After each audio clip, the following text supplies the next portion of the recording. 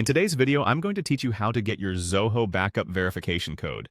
This process is straightforward, and I'll guide you through it step by step, ensuring you have all the information you need to successfully retrieve your backup verification codes. First, let's start by heading over to Zoho Mail. Open up your web browser and navigate to your Zoho Mail inbox by visiting the Zoho Mail website.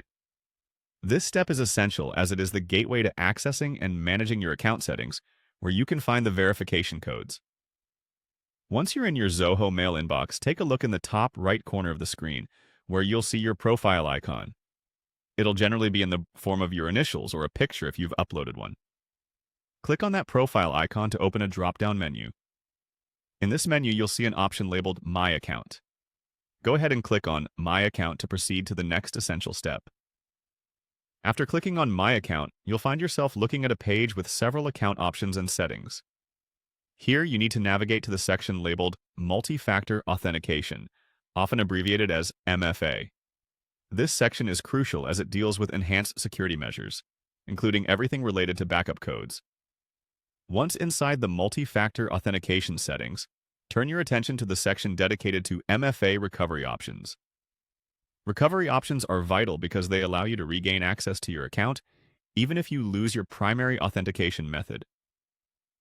Scrolling through this section, you'll eventually find an option for backup verification codes.